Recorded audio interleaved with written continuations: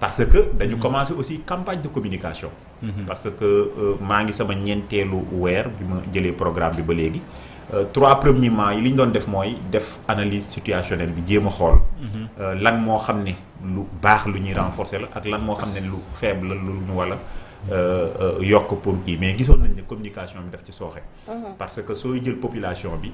enquête bi ñu fi mujjee def seul 52% de la population ñoo xam ay information sur la tuberculose donc 48% yëpp amuñu ci information. mais même ñi am information du information yu continue c'est-à-dire ñoo xam ne chaque année dañuy xam ne kat feebar bi fii la toll. donc looloo waral ñu teg en place un plan de communication. sooy xool récemment ñoo ngi jëloon Pape Diouf comme ambassadeur. démb ñoo ngi dem gis Pape Alé Niang directeur RTS. di ko gërëmaale parce que il a été très sensible. loolu yëpp li ko waral mooy financement bi moom moo doyutoon. donc mais plan yi ñu jël pour communiquer nga xam ne léegi dañ ne il faut que ñu appuyer wu ci presse bi. muy presse en ligne bi muy presse traditionnelle bi. que ce soit les télé les radios. pour sensibiliser population bi ba ñu xam niveau tuberculose fan la toll. mais aussi di ko suivre. d'accord maintenant 700 cas yi nga xamante ni. presse bi relaté na ko démb du lu wér. du lu wér erreur de compréhension la peut-être kii bi muy wax nee na bi mu ne 700 cas yu ñu war a enregistrer pour l'année peut-être ñoom la loolu la ñu comprendre que ni 700 cas yu ñu enregistré. mais toujours tuberculose ñun bu ñuy wax dañ lay wax. nombre de cas bi ñu war a enregistrer pour l'année. ak nombre de cas bi ñu enregistré actuellement. d'accord docteur sànq ci say wax yaa ngi naan 3000 cas dafa yokk ginnaaw 2014 ba 2024 alors que le programme a toujours existé maanaam PNT ndax tey jëflante gi moom moo matul woon wala lan moo waral tey programme bi existé ba pare mais malgré loolu cas yi ñu ngi gën di yokk. loolu tamit il faut que ma indi ci leeral tey programme bi ñun su cas yi di yokk c'est quelque chose de positif parce que 2024 c'est comme si ma jéem ko wax de manière terre à terre pour ñi ñu comprendre. c'est comme si parce que tuberculose dafa nekk loo xam ne doomu jàngoro buy rey la tey buñ nee la Sénégal kat am na 20 000 personnes yoo xam ne ay meurtriers lañ maintenant ñun ñu trouver 16 000 personnes est-ce que loolu sécurité la pour le Sénégal sécurité bi mooy dañu war a trouver les 20 000 yi nga xam ne ñoom mun nañu rey pour éliminer leen. moo tax programme bi li tax yokk boobu am nee naa la de 2014 à 2020 pratiquement c'était 13 112 ba 13 609. mais à partir de 2021 rek dañu gis cas yi commencé di yokk parce que 2021 dañu introduire li ñuy wax test moléculaire parce que sooy xool 2014 ba 2020 microscopie lañ doon utiliser mais bi ñu indee technologie bu bees boo xam ne moo gën a sensible microscopie. c'est-à-dire fu microscopie di gis benn moom mën na fa gis juróom.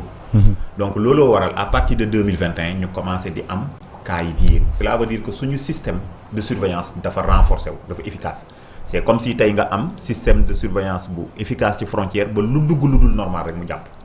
donc surveillance bi il faut que nit ñi comprendre que noonu le fait ñuy gis cas yi di yokk c'est pas une mauvaise chose. c'est une bonne chose parce que chaque début d'année OMS daf naan ñu ren war ngeen a jàpp 20 000 cas mais malgré effort yu programme bi di def yëpp. ay 16 000 la ñuy yem donc toujours day des ay cas yoo xam ne dafa manqué. te cas yooyu ñoom ñooy continuer di transmettre feebar bi. ci biir communauté bi.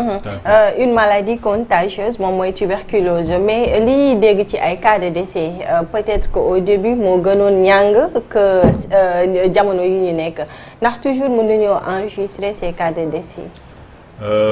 tey sooy xool dans le monde nee nañ partout parce que sooy xool tamit tuberculose fi mu ëpp c'est pays yi nga xam ne c'est à peu près sous-développé c'est l'Asie du Sud-Est. ak les pays de l'Afrique. mais dans le monde pratiquement pour l'année 2024 bi il y a 10 800 cas de tuberculose qui ont été enregistrés. mun nañ ne suñ ko xaymalaa de manière temporelle.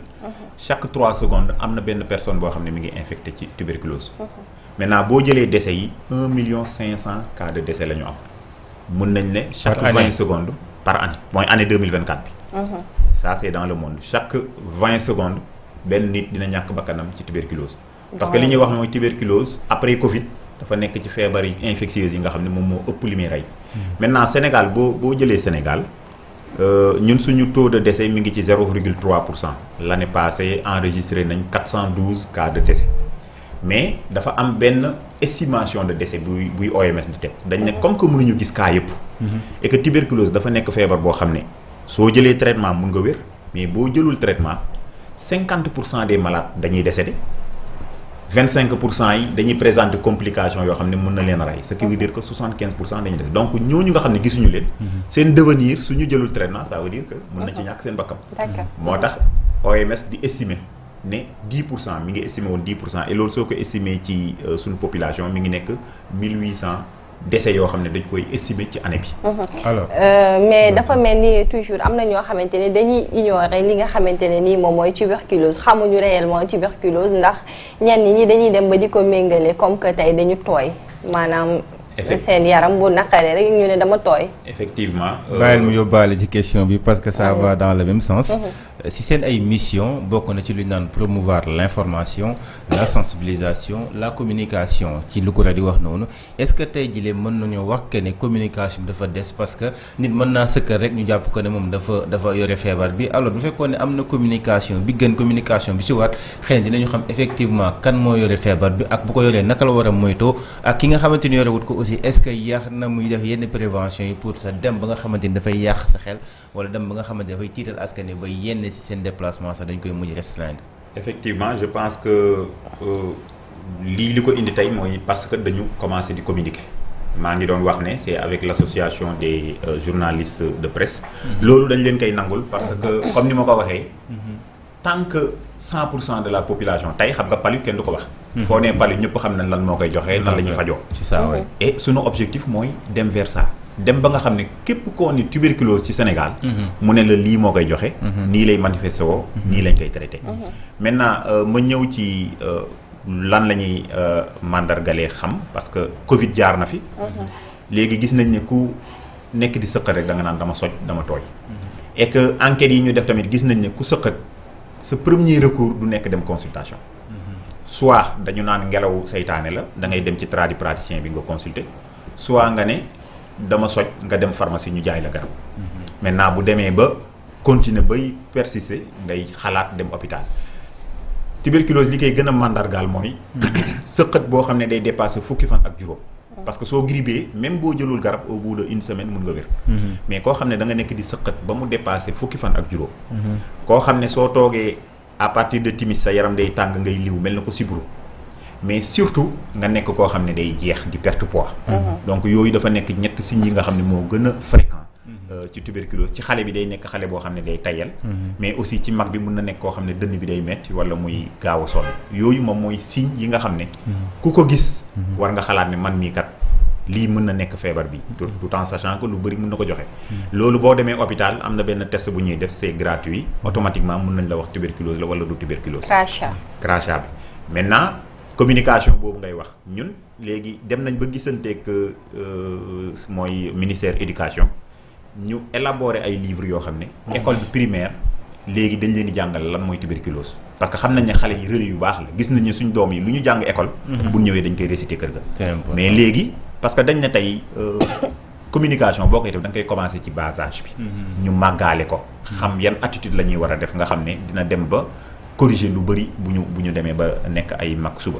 donc yooyu yëpp dafa nekk ay jéego yoo xam ne ñoo ngi koy def ci communication. pour wax leen ne ñoo ngi doog a commencer et que yaakaar nañ ne collaboration bi war ak presse bi. dinañ ko def. gën a renforcer communication bi ba population bi ku ci nekk ci cas tuberculose da nga xam nii ak nii laay def. di ñëw ci manque d'information bi moom mooy waral li ñuy wax stigmatisation. parce que tey ku am tuberculose généralement données enquêtes yi ñu gis plus de 64% dañ leen di ber seeni famille sax dañ leen di ber kopp ber lekk. mais wax leen ni nga bokk ak nit nga jox nit mu naan ko am tuberculose jox la nga naan du la wàll. nga bokk ak moom lal bi ngeen di fanaan du la wàll. nga bokk ak moom yére du la wàll yooyu yëpp du moyen de contamination moyen de contamination mooy su sëqatee du tafli mais li nga xam ne moo nekk ci biir xàqandiku bi. di génn boobu di génn parce que loolu sëqat rek moo ko mën a génne. sooy wax ngay sëqat mbala ngay éternuer di tisóoli mais loolu bu génnee nekk en suspens ci air bi. nga noyyi ko.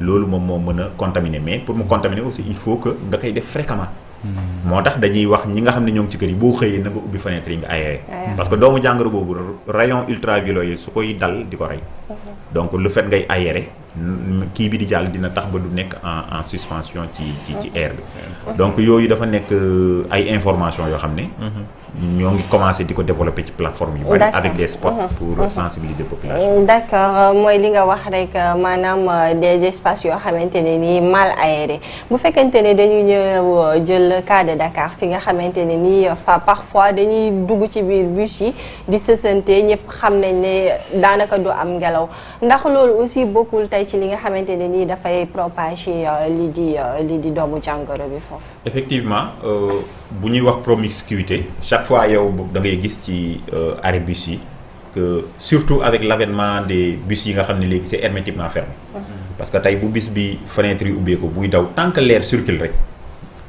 doomu jàngoro du nekk en suspension maintenant ci bus climatisé yi muy TER muy BRT yooyu li ñuy digal ñi nga xam ne dañuy sëqat parce que tey ku sëqat bëgg a dem hôpital bus ngay jël mais boo continuer di sëqat ci biir bus bi yaa ngi propager doomu jàngoro bi ba nga xam ne ñu bëri ci biir bus bi dañ koy noyyi mais kooku tey bu xamee ne man mii kat mun naa wàll ñi nekk ak man ci bus bi su ma xëyee di dem ma takk sama masque kooku tey mun na takk masque am dugg ci bus bi ba egg fi muy jëm du ko def mais yooyu dafa nekk ci facteurs yi nga xam ne promiscuité boobu day tax feebar bi gën a am doole Dakar parce que fi la nit ñi ëppee même boo demee marché nit ñi tout le temps ñoo ngi nekk ensemble que ce soit ñi nekk di wax ak di sëqat donc loolu nekk na facteur yoo xam ne ñoo ngi def ay démarches aussi pour entreprise yooyu jéem a xool yan plan de communication la ñuy def ba ku dugg ci bis bi rek da nga am loo mën a gis loo xam ne daf naan la kuy sëqat del utiliser mouchoir fekkee da ngay sëqat del sol masque donc yooyu nekk na ay plan yoo xam ne prévoir nañ ko aussi et que ñoo ngi ciy dox commencé nañ ko ak yenn entreprise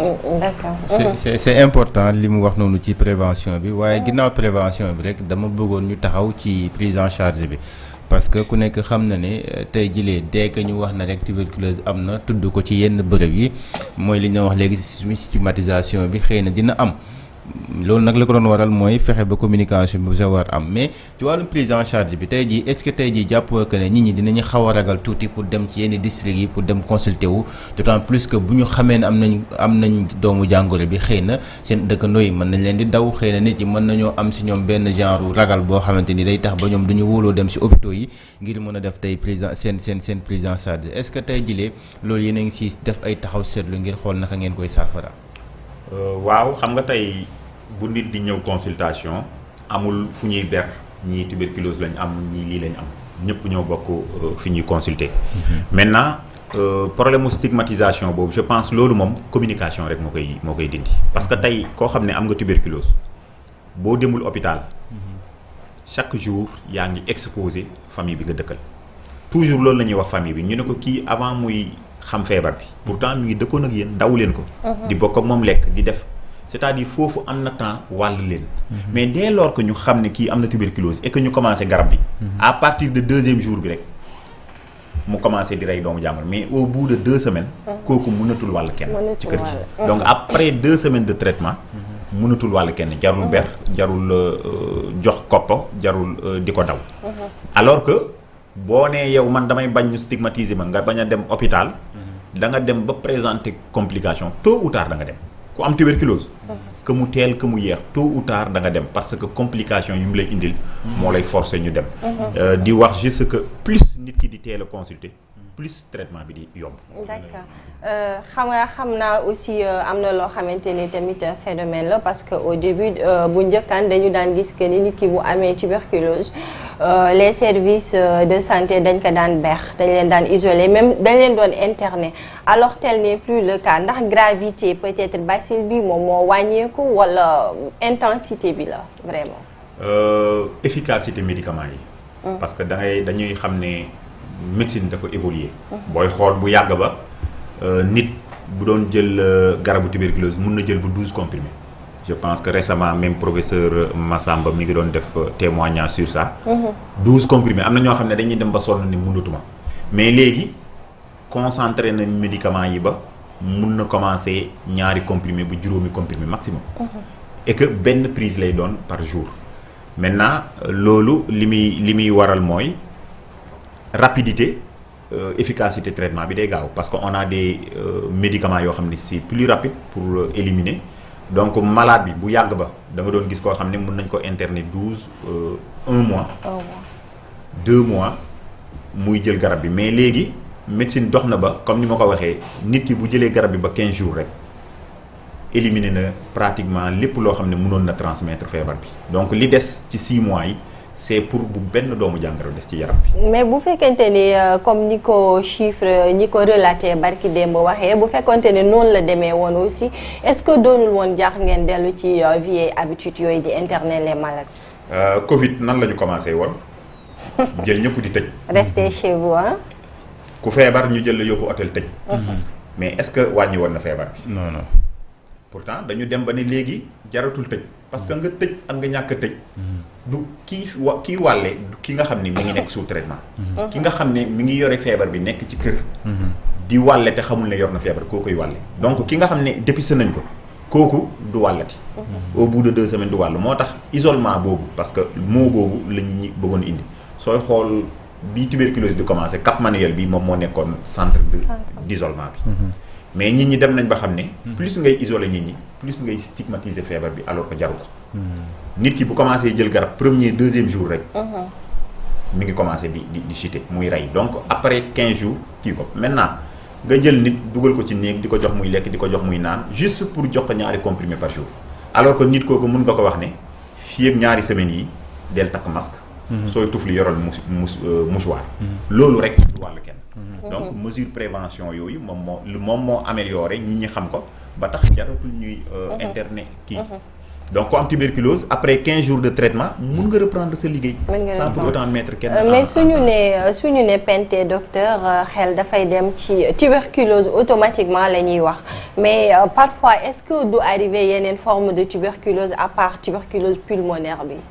effectivement merci ci question boobu parce que tey buñ ne boo jëlee 100 cas de tuberculose 88% ñoom day nekk li ñuy wax tuberculose pulmonaire et que mu ñëwaat ci tuberculose pulmonaire rek moom moo nekk forme bi nga xam ne day wàlle am na li ñuy wax tuberculose extra-pulmonaire mooy bi nga xam ne doomu jàngoro bi dafay jaar ci deret bi et que mën na dem ba ci yax bi mën na dem ba ci cerveau bi mën na dem ba ci rein yi mën na dem ba ci poqataan yi mooy ñi nga xam ne dañuy am ay boule ñu koy wax ganglion donc yooyu moom mooy forme extra-pulmonaire mais yooyu du wàlle forme extra-pulmonaire nekkul tuberculose boo xam ne day wàlle maintenant beneen bi nga xam ne mi ngi commencé di law et que daaw ñoo ngi ci enregistré 111 cas de cas mooy tuberculose multirésistant parce que tey bu ñu nee tuberculose pharmacosensible la ñuy wax cela veut dire que médicaments yi nga xam ne antibiotiques yi yooyu mën na ko faj mais malade bi bu jëlee garab arrêté ko jëlaat garab arrêté ko mbala mu jël traitement pendant 2 mois amatul benn signe di jël poids ne wér naa arrêté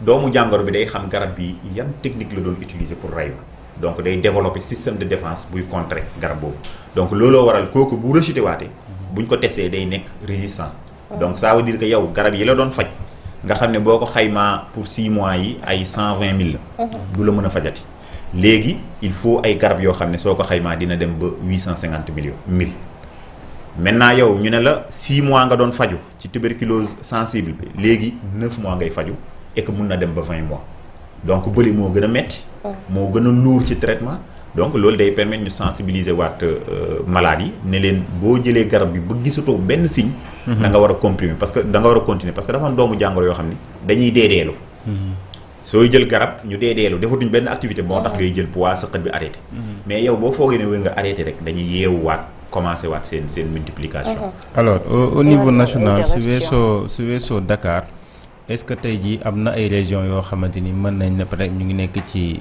liste rouge bi maanaam nekk nañ ci ay régions yoo xamante ni tey cas yi bari na fa mu ngi multiplier wu de jour en jour à part Dakar yenn région ñoom ñoo gën a exposé wu jamono bi ci wàllu tuberculose. voilà donc ñun bu ñuy wax tuberculose dañ naan les régions à forte charge mooy ñi nga xam ne seen incidence dépassé na 100 cas pour 100 000 habitants 100 000 habitants yoo jël mën nañ ci génnee 110 cas de tuberculose 100 cas de tuberculose maintenant région yooyu comme ni ma ko waxee woon Dakar moom mooy premier ak 40% des cas de tuberculose Thiès moo ci topp Dakar fu mu enregistré 6600 Thiès mi ngi enregistré 1800 troisième région bi moom mooy Diourbel ensuite Ziguinchor Kaolack ak Saint-Louis yooyu moom mooy nekk les 6 régions yi nga xam ne 80% des cas de tuberculose yi ñu enregistré Sénégal ñoom ñoo ko porté. Ça veut pas dire que les autres régions amuñu.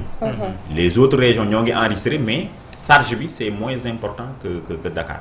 Région bi gën a tuuti li muy enregistré je pense mooy région de Kédougou. Mais ça se colle à la population. Plus la population est importante, plus le nombre de tuberculose est important. Et sooy xool dafa suivre logique boobu Dakar, Thiès, Diourbel, Kaolack, ensuite Ziguinchor, Saint-Louis. Donc loolu moom mooy répartition tuberculose bi ci Sénégal. Mais toutes les régions, toutes les localités sont touchées. waaye xam naa ne li nga xamante ne rek moom mooy diagnostic bi parce que bu fekkente ne da ngay sëkkat ñu ne la da nga war a def crachat parfois yenn structures yi boo fa demee dañ naan la ñoom elles sont pas aptes à ce que ñu defal la examen yi ndax vous songez réellement à multiplier li nga xamante ne nii moom mooy ces laboratoires. Effectivement sooy xool tey Sénégal 72% de nos structures de santé sont des structures privées. Mais tey sooy dem ci structures privées yi bariwul dañ koy compter ñaar ñett par région yi nga xam ne am nañ plateau technique boobu. Il faut savoir que gestion tuberculose dafa nekk boo xam ne système public bi rek moo koy gérer tey nit mënul feebar dem pharmacie jënd garabu tuberculose. amul dafa nekk molécules yoo xam ne sont très protégées. Test bi c'est gratuit mais ça coûte excessivement cher. Rien que appareil bi rek mun na dépasser les 20 millions mais benn test bi su ko malade waree fay mun na dépasser 30 000 francs mooy li nga xam ne GeneXpert parce que léegi région yi nga xam ne dama cité pratiquement première intention bi GeneXpert la ñuy def bi nga xam ne test moléculaire la mooy li ñu doon utiliser pour def Covid test Covid. C'est les mêmes appareils li ñuy utiliser pour def test tuberculose. Mais plan bi nga xam ne tey ñoo ngi ciy liggéey mooy nan la ñuy def ba tey soo consulter ci privé mën a am test boobu boo demee ci centre bi la gën a jege mën a am ci test boobu mais tey quand même dans tous les centres santé ci 6 régions yooyu am nañ test bi.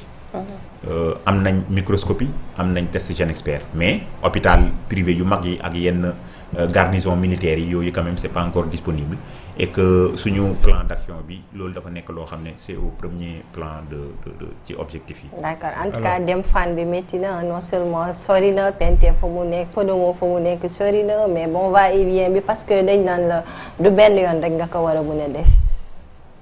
dem fan boobu dama ciy dikkaat léegi nit. Tuberculose pratiquement ku nekk Kër Massar ngay fajoo. mën nga fa def dépistage bi mën nga fa def traitement bi ba mu jeex doo déplacé wu donc district yi ñu cité muy Kër Massar Sangalkam Rufisque foo ci dem rek centre santé ba fa nekk foofu la ñuy jëlee en charge tuberculose. bu yàgg ba moom la gars yi doon wax guy ga. parce que ñëpp fa lañ doon concentré mais léegi quand même décentralisé nañ ko ba soo demee Kédougou poste bi gën a sori. boo fa amee tuberculose mun nañ jël garab yi yóbbu ko ba ci poste de santé boobu nga nekk di fa jël sa traitement donc soxlaatul nit di def yenn déplacement yi pour mu mën a bénéficier wu test bi wala traitement bi prélèvement bi mooy bu ñu jëlee sa crachat bi benn yoon rek la wala da ngay dem ñëwaat boobu ce qui est préconisé mooy dañ lay jox benn pot maintenant joxaat la beneen pour sooy ñëw suñu la joxee benn pot bala ngay ñëw dinañ testé bu ñu ko testé mu positif du jar ngay def deuxième bi mais bu ñu ko testé mu négatif da ngay defaat deuxième bi maintenant boo nekkee sous traitement deuxième mois bi da ngay def contrôle 5e mois ak 6e mois pour mu leer ne doomu jàngoro bi jeex na sa yaram. dañ ñoo dégg ñuy wax waa PNT naan peut-être feebaru tuberculose mën nañ ko éliminer fii ci Sénégal d'ici 2035 est-ce que même indicateur boobu noonu si ngeen nekk ba léegi jàpp ngeen ne fii ak 2035 feebaru tuberculose mën na jeex carrément ci Sénégal. incha allah loolu jàpp nañ ko parce que ñoo ngi ci yoon sooy xool dañuy fixer ay objectifs daaw ñoo ngi doon wax il faut que ñu réduire 75% parce que 2035 boobu dañu fractionner objectifs yi looloo tax ma ne la tey programme bi di notifier plus de cas c'est un point positif et que loolu moom mooy objectif parce que objectif bi mooy 20 000 cas yooyu ñu ñuy fixer par année ñu mën ko atteindre. parce que tant que jàppoo ñëpp ñi nga xam ne dañoo am tuberculose traité leen on est loin de cet objectif maintenant loolu dafa laaj financement bu am solo parce que tey rien que médicament yi nga xam ne moom mooy faj 111 laa la wax 111 tuberculose multirésistant Fonds mondial mi ngi def plus de 2 milliards ci biir tuberculose yi nga xam ne sensible la état mi ngi def plus de 900 millions ci biir rien que médicament waxuma la nag léegi tests yi nga xam ne moom mooy ñëw ak yooyu maintenant objectif boobu pour ñu atteindre ko il nous faut des ressources financières donc ñoo ngi liggéey ci nan la ñuy def ba nga xam ne dinañ mën a mobiliser ressources financières yi ci partenaires locaux yi parce que tey pays bu nekk mi ngi wax souveraineté gis nañ ne États-Unis retiré wu na te États-Unis moom moo nekkoon le plus grand bailleur du Fonds mondial tamit mi ngi naan amatuma xaalis bu may wat donc suñu état yi dinañ def effort jël santé bi en main mais programme bi tamit dina def ay plaidoyer pour jéem a mobiliser ay ressources yoo xam ne dina mën a xam naa jàkk li mooy doon dernière question bi rek. waaw si ressources humaines bi laa ko bëggoon a laaj par rapport ak ressources humaines qualifiées est-ce que am ngeen maximum de ressources humaines yoo xamante ni tey mën nañu jël en charge ñi nga xam ne ñoom ñoo nekk malades yi parce que li nga fi lim ci ay malades loolu lu takku la donc ñu leen war a fay je pense que war a nekk benn personnel boo xamante ni bu dynamique la li tax ma wax loolu dama jàpp ne rek am na ay médecins yoo xamante ni jamono bii dañoo nekk en spécialisation yoo xamante ñu ngi nekk si ay grève ak yeneen yi ni mel est-ce que tey jii personnel bi mën na sëkk pour mën a faj ñi nga xamante ñoom ñoo nekk jamono bii di ay malades. bala may tontu di remercier di féliciter personnel bi nga xam ne moo nekk au niveau central mais aussi ñi nga xam ne ñoo ngi nekk ci structure de santé yi. tey boo demee centre santé bu nekk am na benn service dédié que pour la prise en charge de la tuberculose et que service boobu du benn nit moo koy doxal. am na nit ñu bëri ñoo xam ne ñoo ngi tourner autour. maintenant li ñu naan personnel du doy parce que population bi Sénégal on parlait de 14 millions léegi ñoo ngi ci 19 millions. 18 millions donc.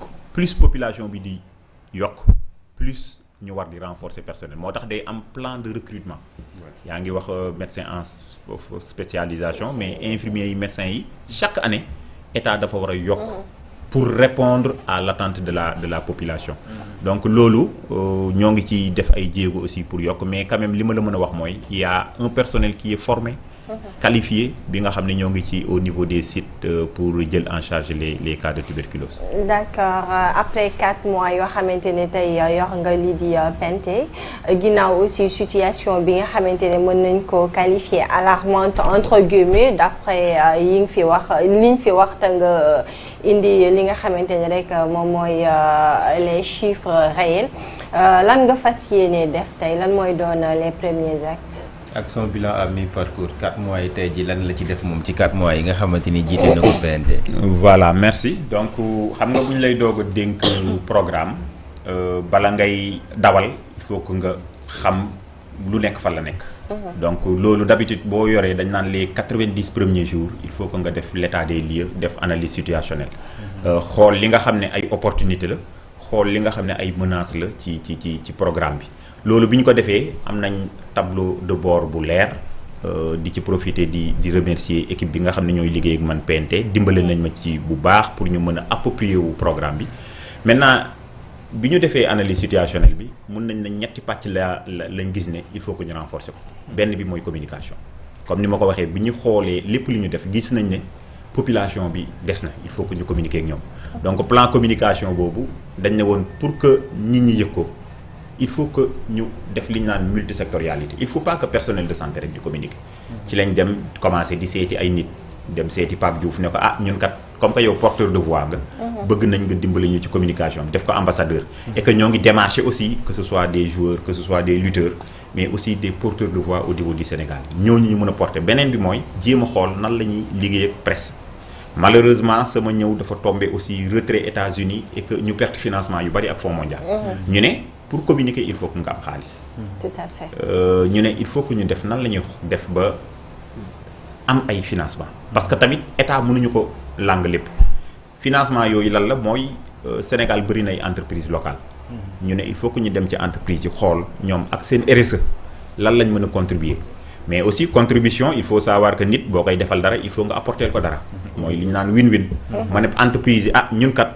am na lu ñu mën a def parce que bëgg nañ xool tamit ci liggéeyukaay yi nan la ñuy wàññee tuberculose am nañ unité mobile boo xam ne mën nañ di def lors de vos visites annuelles ñu indi suñu rajo indi defaali dépistage loolu day renforcer santé travailleurs yi au niveau de leur lieu de travail ñoo ngi démarcher aussi banque yu bari pour jéem a xool nan la ñu appuyer donc je pense que deuxième phase boobu moom mooy retrouver les finances une fois que ñu retrouver ko nag mooy renforcer plateau bi mooy li nga doon wax.